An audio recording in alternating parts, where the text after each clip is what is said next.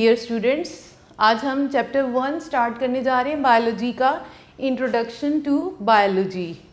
First of all biology को study करने से पहले हम देखते हैं what is science. Science basically biology science ही की ब्रांच है, इसलिए हम साइंस को सबसे पहले स्टडी करेंगे। Science is the study in which observations are made. Observations क्या होती हैं? वो तमाम इंफॉर्मेशन जो हमें हमारी सराउंडिंग से with the help of our 5 senses मिलती हैं, they are named as observations. Then observations जब हम इकट्ठी कर लेते हैं तो उनके ऊपर एक्सपेरिमेंट्स करते हैं। Experiments are done. Then experiment से हम लॉजिकल कंक्लूजन्स ड्रॉ करते हैं।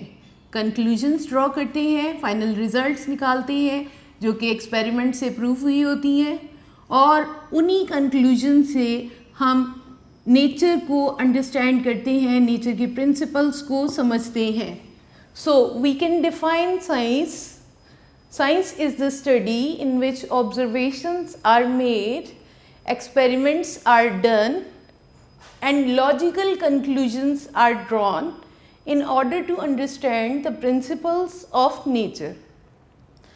साइंस की इम्पॉर्टेंस डॉक्टर अब्दुल सलाम इस तरह से एक्सप्लेन करते हैं कि scientific knowledge is the heritage of Mankind. इंसान को ये इल्म, ये साइंसी इल्म जो है विरासत में मिला है। और साइंस एक बहुत वास्ट सब्जेक्ट है, इसको हमने डिफरेंट ब्रांचेस में, इसकी डिफरेंट फील्ड्स में डिवाइड किया है, and one of them is biology. Now what is biology? Biology is the study of, scientific study of living organisms. Living organisms के बारे में पढ़ने को हम बायोलॉजी का नाम देते हैं।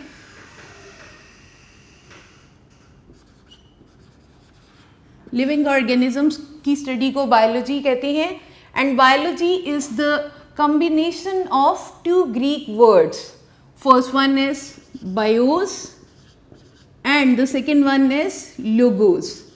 Bios mean life and logos mean thought or reasoning. तो bios life है, thoughts, logos thoughts और reasoning है। तो बायोलॉजी में हम सब कुछ लाइफ के बारे में पढ़ेंगे। लाइफ किस तरह से एग्जिस्ट करती है, लिविंग ऑर्गेनिजम्स की स्ट्रक्चर क्या है, उनके कैरेक्टर्स क्या हैं, उनको हम कैसे क्लासिफाई करेंगे, इस सारे को हम स्टडी करते हैं बच्चों बायोलॉजी में। ठीक है, तो बायोलॉजी की डिफरेंट डिविजन्स हैं। हम ऑर्गेनिजम्स के पॉइंट ऑफ व्यू से यहाँ पर आपके लेवल पे 3 डिविजन्स डिस्कस करेंगे। तो फर्स्ट वन डिवीजन है बच्चों botany, second one is zoology and third one is microbiology. Botany, what is botany? Botany is the division of biology in which we study all about the plants, जिसमें हम पौधों के बारे में पढ़ेंगे। Botany relate करता है पौधों के साथ। हमारी सराउंडिंग में जितने भी सिंपल से कॉम्प्लेक्स प्लांट्स हैं, फ्लावरिंग प्लांट्स हैं, नॉन फ्लावरिंग प्लांट्स हैं, उन सबको हम डिस्कस करेंगे बॉटनी में। जबकि सेकंड डिवीजन है zoology. In this division of biology we will discuss all about the animals. Animal variety को हम डिस्कस करेंगे, एनिमल्स के कैरेक्टर डिस्कस करेंगे ज़ूलॉजी में। इसके बाद बेटे थर्ड वन डिवीजन है माइक्रोबायोलॉजी। माइक्रोबायोलॉजी माइक्रो ऑर्गेनिजम्स को इंडिकेट कर रहा है। माइक्रो ऑर्गेनिजम्स की स्टडी को माइक्रोबायोलॉजी कहते हैं। माइक्रो ऑर्गेनिजम्स जिनको हम अपनी आंखों से नहीं, नेकेड आई से नहीं देख सकते हैं, बल्कि उनको देखने के लिए हम माइक्रोस्कोप यूज़ करते हैं। For example bacteria. ठीक है, इसके बाद बेटे हमारी बुक में उन्होंने ब्रांचेस की और डिवीज़न की हेडिंग सेम इकट्ठी दे दी हुई है उन्होंने, लेकिन मैं आपको ये एडवाइस करूँगी कि आप ब्रांचेस की और डिवीज़न की हेडिंग अलग-अलग से दें, ताकि आपको आपको याद रहे कि डिवीज़न सिर्फ 3 हैं, बॉटनी, ज़ूलॉजी एंड माइक्रोबायोलॉजी। इसके बाद आप हेडिंग दे दीजिएगा बुक के ऊपर ब्रांचेस ऑफ बायोलॉजी की। here are some branches of biology जिसमें हम इन तमाम ऑर्गेनिजम्स को, प्लांट्स को, एनिमल्स को और माइक्रो ऑर्गेनिजम्स को डिफरेंट एस्पेक्ट से स्टडी करेंगे. ठीक है. जब मैं वर्ड ऑर्गेनिज्म यूज़ करूँगी तो ये ऑर्गेनिज्म वर्ड प्लांट्स के लिए भी है, एनिमल्स के लिए भी है और माइक्रो ऑर्गेनिजम्स के लिए भी है. राइट. इसके अब हम स्टार्ट करते हैं branches of biology. First one branch है जी मॉर्फोलॉजी. मॉर्फोलॉजी मॉर्फ से बना है. मॉर्फ का मतलब ही स्ट्रक्चर है, study of structure of organisms. Structure के बारे में स्टडी करने को हम मॉर्फोलॉजी कहेंगे. इन this branch of biology we will study the structure of different organisms. Then second one branch है बच्चों anatomy. In this branch of biology we will study internal structure of organisms.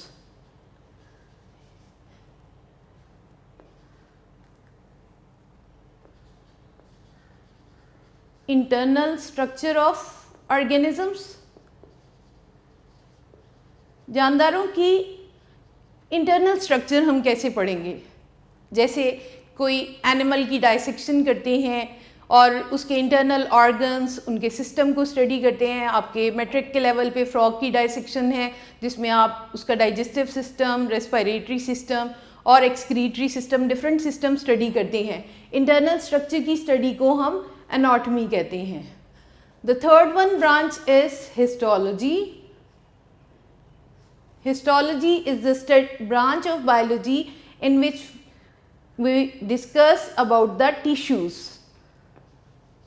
आप early classes में पढ़ चुके हैं. What are tissues? Tissues are the group of similar cells performing similar functions. और students याद रखिएगा plants के tissues different होते हैं, animal tissues भी different होते हैं according to their function. और हिस्टोलॉजी में हम प्लांट और एनिमल के डिफरेंट टिश्यूज़ को स्टडी करते हैं. The next one is cell biology. The fourth branch is cell biology in which we study about basically cell. As you know cell is the basic unit of life. इसमें हम cell की structure को पढ़ते हैं और cell के functions को study करते हैं. देन फंक्शंस के साथ साथ सेल डिवीज़न को स्टडी करते हैं. सेल डिवीज़न को, सेल डिवाइड होकर नए सेल्स कैसे बनते हैं. और इसके साथ साथ हम ऑर्गेनेल्स. ऑर्गेनेल्स क्या चीज़ है? Organelles are the sub structures present inside the cell like mitochondria, ribosomes, nucleus. All these are the organelles. So in this way we study in cell biology cell structure, cell function, cell काम क्या क्या करता है, cell की division कैसी होती है और सेल की ऑर्गेनेल्स के बारे में पढ़ते हैं. The next one branch is physiology. Physiology में हम जैसे मॉर्फोलॉजी में तो हम स्ट्रक्चर को स्टडी करते हैं, डिफरेंट स्ट्रक्चर्स ऑफ ऑर्गेनिज्म को स्टडी करते हैं. फिजियोलॉजी में हम ऑर्गन्स के, डिफरेंट ऑर्गेनिजम्स के ऑर्गन्स के फंक्शंस को स्टडी करते हैं. फंक्शंस क्या क्या डिफरेंट ऑर्गन्स परफॉर्म करते हैं. आप देखते हैं कि हमारी बॉडी में बहुत सारे डिफरेंट ऑर्गन्स हैं और सबके फंक्शंस डिफरेंट हैं. कुछ फॉर एग्जांपल डाइजेस्टिव सिस्टम के ऑर्गन्स अलहदा हैं, रेस्पिरेटरी सिस्टम के ऑर्गन्स अलहदा हैं. अगर आप प्लांट्स में देखें तो leaves are specialized for the process of photosynthesis, while roots जो हैं वो प्लांट को एंकर करती हैं. उनका काम फोटोसिंथेसिस का नहीं हो सकता because they do not contain the chlorophyll. The next one branch is genetics. Genetics is the study of genes. In this branch we study about the genes. Genes क्या चीज़ होती है? Genes are the basic unit of inheritance. These are located on the chromosomes in the nucleus. Cell के अंदर nucleus है, nucleus के अंदर chromosomes हैं और उन क्रोमोसोम्स के ऊपर ये यूनिट पाए जाते हैं that are named as genes. जो कि इनहेरिटेंस को कंट्रोल करते हैं। What is inheritance? इनहेरिटेंस या विरासत, जिसको उर्दू में हम कहते हैं विरासत। Inheritance means the transfer of characters from one generation to another. बच्चों, आपने देखा है हमारे बहुत सारे कैरेक्टर्स हमारे पेरेंट्स या ग्रैंड पेरेंट्स जैसे होते हैं। That is the inheritance, right. इसके बाद है बच्चों embryology. Embryo, do you know about the embryo? एक फर्टिलाइज्ड एग जब डिवीजन स्टार्ट करता है, फर्टिलाइज्ड एग या जाइगोट जब डिवीजन स्टार्ट करता है, it form a simple structure which is named as embryo. और यही एम्ब्रियो जब डिफरेंट डेवलपमेंटल स्टेजेस से गुजरता है तो ये कन्वर्ट हो जाता है एक एडल्ट ऑर्गेनिज्म में। और एम्ब्रियो से एडल्ट स्टेज तक जितनी भी डिफरेंट स्टेजेस आती हैं उनकी स्टडी को हम नाम देते हैं एम्ब्रियोलॉजी का।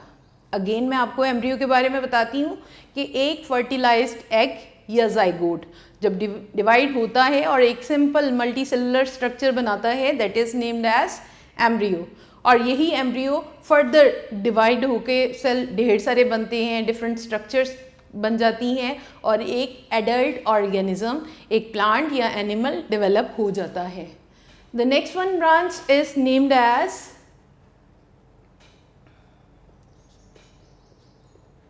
entomology. In this branch of biology, we will study about the insects. Entomology से आपने याद रखना है insects की स्टडी को entomology का नाम दिया जाता है क्योंकि अर्थ पे insects बहुत ज़्यादा पाए जाते हैं, इसलिए हम इन तमाम इंसेक्ट्स को एक ब्रांच में स्टडी कर रहे हैं, that is named as entomology. The next one is taxonomy.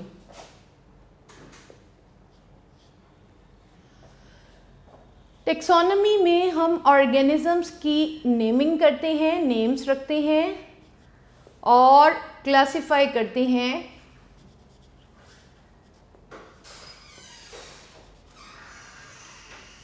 Organisms को क्लासिफाई करते हैं इन ग्रुप्स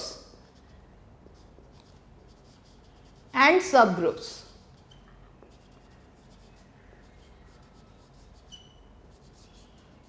सबसे पहले ये याद रखिएगा, तमाम प्लांट्स और एनिमल्स के हम एक स्टैंडर्डाइज साइंटिफिक नेम रखते हैं। आपने देखा है बहुत सारे एनिमल्स जिनके हम लोकल नेम्स जानते हैं, प्लांट्स के लोकल नेम्स जानते हैं, बट बायोलॉजी में हमने एक सिस्टम के ज़रिए से साइंटिफिक नेम्स रखे हैं in this branch of biology which is named as taxonomy. इसकी एग्जांपल मैं आपको बताती हूँ, आपने सुना होगा frog, scientific name is Rana tigrina. इसके बाद हम ऑर्गेनिजम्स की क्लासिफिकेशन भी टेक्सोनॉमी में करते हैं इनटू ग्रुप्स एंड सब ग्रुप्स। किस बेस पे? वो तमाम कैरेक्टर्स जो सिमिलर होते हैं या डिफरेंट होते हैं उनकी बेस पे। जो सिमिलर कैरेक्टर्स वाले ऑर्गेनिजम्स होते हैं उनको हम एक ग्रुप में रखते हैं और जो डिफरेंट ग्रुप कैरेक्टर्स शो करते हैं उनको हम डिफरेंट ग्रुप्स में रखते जाते हैं। The next one branch is paleontology. Paleontology में बच्चों हम लोग स्टडी करते हैं अबाउट द फॉसिल्स। फॉसिल्स का नाम तो आप लोगों ने सुना होगा। फॉसिल्स क्या चीज़ है? फॉसिल्स बेसिकली रिमेनिंग्स हैं एक्सटिंक्ट ऑर्गेनिजम्स के। फॉसिल्स, ये एक्सटिंक्ट ऑर्गेनिजम्स के बारे में आप लोग जानते हैं, you know about dinosaurs, yes. तो फॉसिल्स, ये एक्सटिंक्ट ऑर्गेनिजम्स हमें उनकी डेड बॉडीज़ फुल फॉर्म में कभी भी नहीं मिलती हैं, उनके प्रिंट्स मिलते हैं, उनकी रिमेनिंग्स मिलती हैं, लाइक एनिमल्स हैं तो वो एक्सटिंक्ट एनिमल्स की हमें कुछ बोन्स मिल जाती हैं।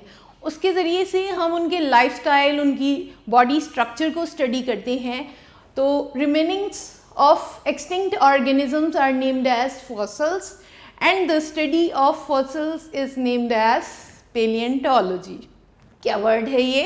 पेलिएंटोलॉजी, paleontology. The next one is environmental biology. वैसे तो एनवायरनमेंट किसको कहते हैं बच्चों?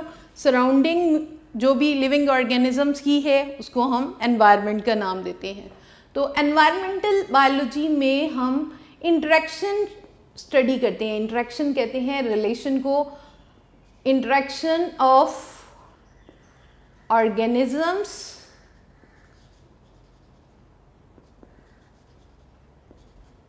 And their environment. एनवायरनमेंट और ऑर्गेनिजम्स के दरमियान ताल्लुक़ की स्टडी को हम नाम देते हैं। ऑर्गेनिजम्स अपनी एनवायरनमेंट में कैसे रहते हैं, टेम्परेचर कैसे इन्फ्लुएंस करता है, वाटर, सॉइल, ये तमाम फैक्टर्स कैसे लिविंग ऑर्गेनिजम्स को हेल्प करते हैं, इन सारों को हम स्टडी करते हैं एनवायरमेंटल बायोलॉजी में। The next one branch is socio biology. इसमें हम बच्चों social behaviour of animals study करेंगे। सोशल बिहेवियर ऑफ एनिमल्स, जैसे हम इंसान फैमिलीज़ में रहते हैं, सोशल बिहेवियर शो करते हैं, ग्रुप्स की फॉर्म में रहते हैं, इसी तरह एनिमल्स भी सोशल बिहेवियर रखते हैं। They live in the form of different groups, और वो ग्रुप्स में उनका क्या आपस का ताल्लुक होता है, क्या वो एक दूसरे को फ़ायदा देते हैं या नुकसान पहुंचाते हैं। यस, जैसे इंसानों को फ़ायदा या नुकसान देते हैं, इसी तरह से एनिमल्स भी फ़ायदा या नुकसान देते हैं। And that social behaviour of animals is discussed in the socio biology. In this branch of biology, socio biology, socio से ही इंडिकेट हो रहा है, socio biology, social behaviour of animals. इसके बाद बेटे नेक्स्ट ब्रांच है पैरासाइटोलॉजी। इसमें हम स्टडी करेंगे पैरासाइट्स को। पैरासाइट्स आपने नाम सुना होगा, अर्ली क्लासेस में आए हो। पैरासाइट्स होते तो ये ऑर्गेनिजम्स हैं, लेकिन ये दूसरे ऑर्गेनिजम्स के लिए सरासर नुकसानदेह होते हैं। कैसे? ये पैरासाइट्स जो हैं ये दूसरे किसी भी ऑर्गेनिज्म की बॉडी में रहते हैं, बॉडी के अंदर, बॉडी के ऊपर रहते हैं, और बदले में उनको हर सूरत में नुकसान पहुंचाते हैं। उनकी बॉडी पे रहते भी हैं, उनसे फूड भी लेते हैं, शेल्टर भी लेते हैं, और इन रिटर्न हार्म्स देम। जैसे हमारी बॉडी में बहुत सारे इन्फेक्शन कॉजिंग बैक्टीरिया हैं, बहुत सारे फंगस हैं जो हमारी बॉडी के डिफरेंट पार्ट्स में रहते हैं और उन बॉडी पार्ट्स को नुकसान भी पहुंचाते हैं। इसकी एक बहुत कॉमन एग्जांपल लाइस है, जो सर की जुएँ हैं वो भी पैरासाइट्स हैं। इसके बाद बेटे next one is biotechnology. Biotechnology एक बहुत ही लेटेस्ट ब्रांच है बायोलॉजी की। इसमें ऑर्गेनिजम्स को हम यूज़ करते हैं for the welfare of Mankind. Organisms are used for the welfare of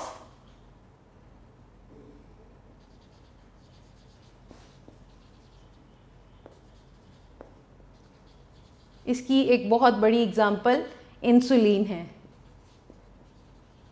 जिसको हम तैयार करते हैं बाय यूजिंग बैक्टीरिया। राइट बच्चों? The next one branch is immunology. Immune system से ये बना है इम्यूनोलॉजी। इम्यूनोलॉजी में हम ऑर्गेनिजम्स का इम्यून सिस्टम स्टडी करते हैं। कुव्वते मुदाफ़त का सिस्टम जो है, आपको पता है हम डेली रूटीन में बहुत सारे जर्म्स को फेस करते हैं। जब हम इनहेल करते हैं, एयर इनहेल करते हैं, या कुछ ड्रिंक कर रहे होते हैं, बहुत सारे जर्म्स जो अनसीन होते हैं, जो हमें पता नहीं चल रहा होता, लेकिन नेचर ने उनको, हमें उनसे बचाने के लिए एक सिस्टम रखा हुआ है। Basically inside blood there are white blood cells. ये वाइट ब्लड सेल्स हैं जो हमारी बॉडी में इम्यून सिस्टम को स्ट्रॉन्ग बनाते हैं। वाइट ब्लड सेल्स क्या काम करते हैं? ये जर्म्स को जो हर वक्त हमारी सराउंडिंग से, हमारी एनवायरनमेंट से हमारी बॉडी में आते हैं, उनको ख़त्म करने का काम ये वाइट ब्लड सेल्स करते हैं और हमारी बॉडी को एक स्ट्रेंथ देते हैं। And this immune system is discussed in the branch of biology which is named as immunology. The next one is pharmacology. Pharmacology में we discuss about the drugs, pharmacy से इंडिकेट हो रहा है। Drugs ये वो chemicals होते हैं जो हम एज अ मेडिसिन यूज़ करते हैं, या कुछ लोग एडिक्शन के तौर पे भी कुछ ड्रग्स को यूज़ करते हैं।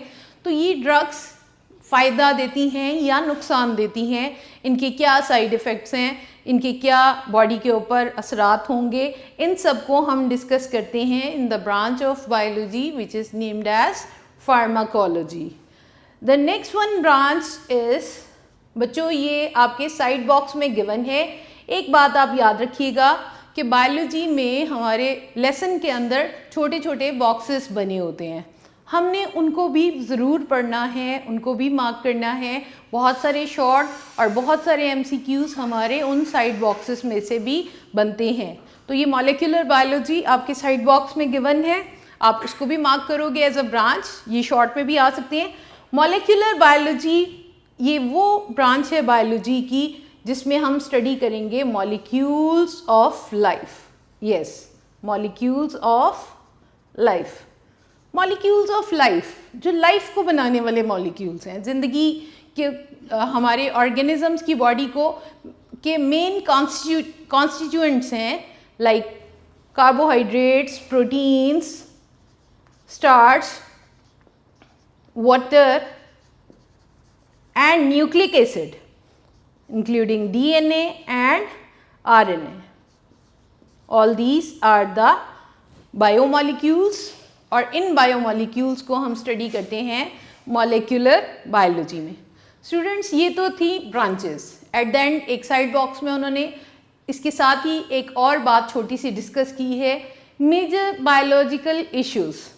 बायोलॉजी को वो तमाम प्रॉब्लम्स जो आज फेस करने को मिल रहे हैं और जिसको दिन रात कोशिश की जा रही है जिनको ओवरकम करने के लिए, उनमें सबसे बड़ा प्रॉब्लम जो है, इशू जो है, that is human population growth.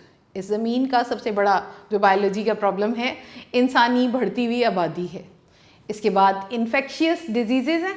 Infectious diseases वो जो वबाई अमराज हैं जो बहुत तेज़ी से फैलते हैं, one of them you know corona virus. और उसके बाद third one is addictive drugs, नशावर अद्वियात और उनके इंसानी बॉडी के ऊपर असरात सारे। एंड फोर्थ वन जो मेजर इशू है, पोल्यूशन। तो इस तरह से 4 बड़े मसाइल का सामना करना पड़ रहा है, human population growth, pollution, infectious diseases and addictive drugs.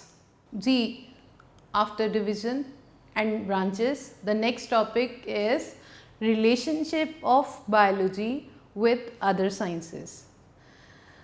Basically biology खुद लिविंग ऑर्गेनिजम्स की स्टडी है और इसमें हर तरह के ऑर्गेनिजम्स को स्टडी किया जाता है, लेकिन बहुत सारे ऑर्गेनिजम्स के एस्पेक्ट्स ऐसे हैं जिनको समझने के लिए, उनके प्रिंसिपल्स को, उन प्रोसेस को एक्सप्लेन करने के लिए हमें साइंस की दूसरी ब्रांचेस को अंडरस्टैंड करना पड़ता है, उनकी हेल्प लेनी पड़ती है। So the relationship of biology with other sciences is also named as interdisciplinary sciences. इसमें हम यहाँ पर बायोलॉजी का दूसरी साइंस की branches like physics, chemistry and geography, maths और इकोनॉमिक्स के साथ रिलेशन को 1 by 1 यहाँ पर स्टडी करते हैं। जी, तो बच्चों पहला हमारे पास यहाँ पे रिलेशन में हेडिंग है biophysics. As the name indicating, biophysics, यहाँ पर बायो को अंडरस्टैंड करने के लिए हम कुछ फिज़िक्स के प्रिंसिपल को भी ले लेते हैं। यहाँ पर it deals with the study of principles of physics which are applicable to the different process of biology. For example, animals में मूवमेंट को समझने के लिए, एनिमल्स किस तरह से मूव करते हैं, वी नो दिस के बोन्स और मसल्स की कॉन्ट्रैक्शन के ज़रिए, मसल्स की कॉन्ट्रैक्शन के ज़रिए से कोई भी ऑर्गेनिज़म मूव करता है, और मूवमेंट के लिए तमाम एनिमल्स लिम्स रखते हैं। Limbs indicating arms and legs. Limbs का मतलब ही बाजू और टांगे हैं। तो इनमें मसल्स में जो कॉन्ट्रैक्शन आती है वो फिज़िक्स के लिवर रूल के मुताबिक है। लिवर क्या है? लिवर एक रॉड है और जो कि एक पॉइंट के साथ अटैच होता है, that point of attachment is named as fulcrum, और हमारे बाजुओं और टांगों की मूवमेंट उसी लिवर के अकॉर्डिंग होती है। The next one is biochemistry. Biochemistry में हम डील करते हैं with the chemistry of different chemicals and chemical reactions. उन तमाम केमिकल्स और उन केमिकल्स के रिएक्शन जो कि लिविंग थिंग्स के अंदर हो रहे हैं। लिविंग थिंग्स के अंदर फॉर एग्ज़ाम्पल आपको पता है कि हम हर वक्त सांस लेते हैं, ऑक्सीजन अंदर लेके जा रहे हैं। For what purpose? For respiration. ये ऑक्सीजन यूज़ होती है in the process of respiration, glucose को ब्रेक करती है और in return carbon dioxide produce होती है। उस ग्लूकोज के ब्रेकडाउन से कार्बन डाइऑक्साइड प्रोड्यूस होती है जो कि हम हर वक्त एक्सहेल करते हैं। So respiration is a biochemical reaction और उसको हम समझते हैं बायोकेमिस्ट्री में with the help of chemistry.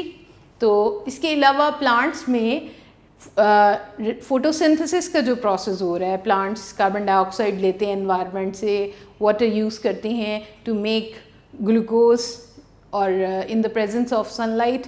तो ये क्या है? ये सारे बायोकेमिकल रिएक्शंस हैं और इनको हम केमिस्ट्री की हेल्प से ज़्यादा अच्छी तरह से अंडरस्टैंड कर सकते हैं। The next one is biometry और बायोमैथमेटिक्स। बायोमेट्री क्या है? हम साइंस में या बायो में बहुत सारे एक्सपेरिमेंट्स करते हैं ऑन एनिमल्स, ऑन प्लांट्स, और हमारे पास बहुत समटाइम रॉ डेटा फॉर्म में इंफॉर्मेशंस इकट्ठी हो जाती हैं। हम उस डाटा से कैसे रिजल्ट्स निकालेंगे? मैथ्स के डिफरेंट फार्मूलाज को और टेक्निक्स को यूज़ करेंगे। उन टेक्निक्स को और टूल्स को यूज़ करते हुए उस डाटा को सम अप करके हम एक फ़ाइनल रिज़ल्ट निकाल लेते हैं। ठीक है। फॉर एग्ज़ाम्पल जैसे कोई एक रिसर्च कर रहे होते हैं वीट क्रॉप के ऊपर, उसने बहुत सारे प्लांट्स ग्रो किए हुए हैं, तो उसका फाइनल रिज़ल्ट वो मैथ्स के डिफरेंट फार्मूलाज के ज़रिए से निकाल लेते हैं by using stat techniques, mean, average, mode, ये सारी टेक्निक्स को यूज़ करते हुए फाइनल रिज़ल्ट्स को फाइंड आउट किया जाता है। The next one is biogeography. Geography आप पढ़ चुके हैं। जियोग्राफी अर्थ की स्टडी को कहते हैं, अर्थ के डिफरेंट एस्पेक्ट के हिसाब से स्टडी को जियोग्राफी कहते हैं। तो बायोजियोग्राफी क्या है? Biogeography deals with the occurrence and distribution of organisms with the different geographical regions of the world. आपको पता है कि ज़मीन जो है कहीं पे प्लेन एरियाज़ हैं, कहीं पे रिवर्स हैं, कहीं पे ओशन है और कहीं पे प्लेट्यूज़ हैं। तो लाइफ अनइवन पाई जाती है, ऑर्गेनिजम्स डिफरेंट फॉर्म में एग्जिस्ट करते हैं। इवन कि एक छोटी सी मिसाल मैं आपको देती हूँ कि प्लांट्स ही को लेते हैं। प्लांट्स जो प्लेन एरियाज़ में पाए जाते हैं वो हिली एरियाज़ में उनकी अकरेंस बहुत कम होगी, वहाँ की सॉइल हिली एरिया से टोटली डिफरेंट होगी। इसी तरह जो प्लांट्स पानी में रहते हैं, जो फ्रेश वाटर में पानी प्लांट्स ग्रो करते हैं, they are totally different from those plants which are occurring inside the sea water. As you know, sea water जो है वो सेलाइन होता है, नमकीन होता है, और वो प्लांट्स जो समंदर में ग्रो कर सकते हैं वो ताज़ा पानी में ग्रो नहीं कर सकते हैं। तो हम ऑर्गेनिजम्स को डिफरेंट अर्थ के एस्पेक्ट के साथ स्टडी करते हैं। बायोजियोग्राफी में हम ये देखते हैं कि किस तरह की एनवायरनमेंट में किस तरह के ऑर्गेनिजम्स पाए जाते हैं और क्या एनवायरनमेंट उनको सूटेबल होती है तो ही वो रिप्रोड्यूस करते हैं, ग्रो करते हैं, और अगर एनवायरनमेंट सूटेबल नहीं है तो वो किस तरह से अपने आप को बचाते हैं। हम ये सब कुछ बायोजियोग्राफी में पढ़ते हैं। The next one relation is named as bio economics. Economics में हम किसी भी चीज़ के को इकोनॉमिकल पॉइंट ऑफ व्यू से उसके बेनिफिट और लॉसेस को डिस्कस करते हैं। तो बायो इकोनॉमिक्स में हम डील करते हैं ऑर्गेनिजम्स को इकोनॉमिकल पॉइंट ऑफ व्यू से कि क्या कोई ऑर्गेनिज़म फ़ायदा रखता है या नुकसान पहुंचा सकता है। ये बायो इकोनॉमिक्स को हम बेसिकली डील करते हैं एग्रीकल्चर के डिपार्टमेंट में। एग्रीकल्चर में कुछ लोगों का ये प्रोफेशन होता है कि वो एनिमल्स फार्मिंग करते हैं या पोल्ट्री फार्म्स हैं या फिश फार्म्स हैं, तो वो कितनी कॉस्ट इन्वेस्ट कर रहे हैं किसी भी फार्म के ऊपर, और एट द एंड उनको बेनिफिट होता है उससे, उसको सेल आउट करने से, या उसका नुकसान होता है। हम इकोनॉमिक्स के टूल्स को यूज़ करते हुए उन बेनिफिट्स और लॉसेस को फाइंड आउट कर सकते हैं। तो ये है relationship of biology with other sciences. यहाँ पे इसको इस डायग्राम के ज़रिए से इंडिकेट किया जा रहा है, फिज़िक्स इन द बायोफिज़िक्स, और इसकी एग्जांपल उन्होंने दी है बोन्स एंड मसल्स की। इसके बाद बायोकेमिस्ट्री में एग्जांपल मैंने अभी आपको बताई भी है, फोटोसिंथेसिस भी है, रेस्पिरेशन भी है, वैसे तो और भी बहुत सारे बायोकेमिकल रिएक्शंस हो रहे हैं। बायोजियोग्राफी में अकरेंस ऑफ ऑर्गेनिजम्स को हम स्टडी करते हैं, डिस्ट्रीब्यूशन ऑफ ऑर्गेनिजम्स कैसे है अर्थ के ऊपर। देन बायोमेट्री में हम डाटा एनालाइज करते हैं और फाइनल रिजल्ट्स फाइंड आउट करते हैं बाय यूजिंग मैथ फार्मूलाज। इसके बाद बेटे बायो इकोनॉमिक्स है, जिसमें हम ऑर्गेनिजम्स के बेनिफिट्स या लॉसेस दोनों हम फाइंड आउट करते हैं। तो ये थे हमारे आज के टॉपिक। आज हमने ब्रांचेस पढ़ी हैं बच्चों। ये थे हमारे आज के टॉपिक जी जी। तो बच्चों आज हमने इंट्रोडक्शन पढ़ा बायोलॉजी में, डिविजन्स, ब्रांचेस और रिलेशनशिप पढ़ा। आई होप कि आप इसको पढ़ेंगे, याद करेंगे, और याद रखिएगा ब्रांचेस में जितने भी पॉइंट्स मैंने आपके साथ डिस्कस किए हैं और रिलेशन के ये जो पॉइंट्स हैं, मेन हेडिंग्स हैं, ये सारे एज अ शॉर्ट भी आपसे पूछे जा सकते हैं, और कुछ ब्रांचेस एज अ लॉन्ग आ सकती हैं, या relationship of biology with other sciences may be the long question. Her topic bio में एज अ लॉन्ग होता है और उसके पॉइंट्स सारे के सारे हमने शॉर्ट के लिए याद करने होते हैं। आपने आज इसको याद कर लेना है। इंशाल्लाह ताला नेक्स्ट टाइम नेक्स्ट टॉपिक के साथ मिलेंगे। अल्लाह हाफिज़।